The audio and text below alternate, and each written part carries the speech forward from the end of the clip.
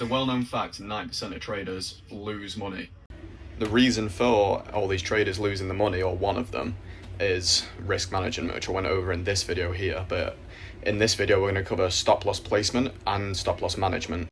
Oh yeah, do the fucking intro to the video in the sauna. Brilliant idea. I'm fucking sweating, boys. I'm sweating. Whew. Anyway.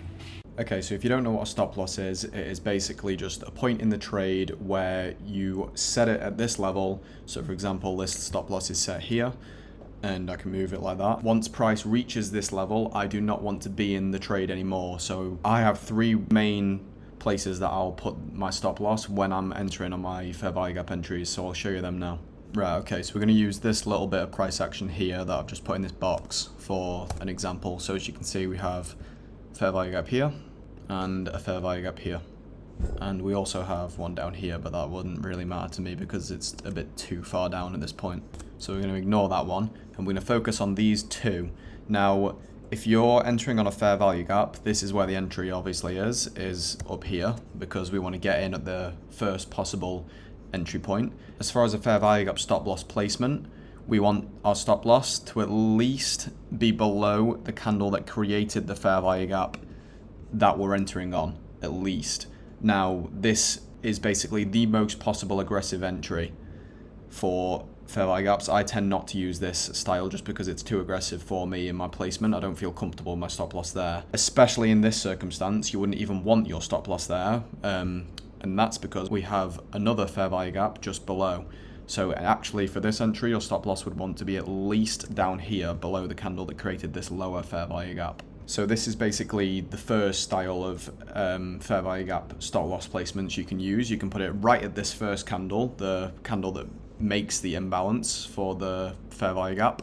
Where I prefer my stop loss to be is, obviously you identify if you've got multiple fair value gaps, you want to be in the lower one. But if you are wanting to have a bit more of a comfortable stop loss, you can place it at the first candle's low. So not one tick above this candle's low, not one tick below that candle's low, at this first candle that makes this, let me zoom in for you, that makes this fair value gap pattern. As you can see, one candle, two candle, three candle. At the low, right, you can see at the top left or the top of the screen, 21,482.75. Stop loss, 21,482.75. That is where I will put my stop loss for when I'm entering my trades and my fair value gap entries. And obviously with my model, I only enter off fair value gaps. This is basically how my stop loss is going to look every single time. The only other stop loss placement that you could consider is placing it right at the swing low, and that's if you want to be really safe. So you could say there's a swing low there, you could place it there. That is the only other placement that I would use, but honestly, I tend not to use that one. I always tend to stick to this one, which would be the first candle in the fair value gap pattern, stop loss right at the low of that candle. Now let's get into when we move the stop loss. For this example, we're going to use this trade here. I didn't take this trade, but I will just use it as an example because it's actually a 2022 model. So for this entry, obviously, entry goes there, stop loss goes there. I'm going to delete this box and just replace the stop loss with a red line so you can see a bit easier what is going on. Okay, so that thick red line is our stop loss. Now, when do we move it? First things first is you want to identify where your target is. So basically, what is your range that you're dealing with? For this trade, you could be easily looking to take profit below these equal lows here or down at this low, which would be London low. Okay, so now we've identified London low. Now what we're going to do is take a fib tool and we're going to measure from where we entered down to our target, which in this case is London low. And we're going to split that range into, well, I split it into quadrants, but let me just edit that because the only quadrants we need are the 50% and in this case the 25%. Basically 50% of your goal and 25 or 75% of your goal. Obviously it says 25 because I've measured it the other way, but that's 50% of the distance to London low, and this is 75% of the distance to London low. Now put a line here at the 50%, another line down here at the 75%. So this upper line is our 50%, the lower line is our 75%. When I move my stop loss is essentially when this 50% of the target is hit, I will then reduce my stop loss by 25%. So until this gets hit, my stop loss stays there because the amount of times that you have I've prematurely moved my stop loss to cover my costs, whatever, and then I end up getting stopped out too early before the actual move begins. I would rather keep my stop loss higher and in the proper place where it should be, and then when I can actually move it, when 50% of my target has been reached, then I will reduce my stop loss by 25%. So another easy way to do this is take your measuring tool again, fib tool, measure from your entry to where your stop loss is, and then you can see 25, so the stop loss would get moved down to there. So now price is here and our stop loss has been reduced by 25%. So even if price were to come up all the way back and stop us out, we've not taken a full loss, we've only taken 75% of a loss, which helps our risk to reward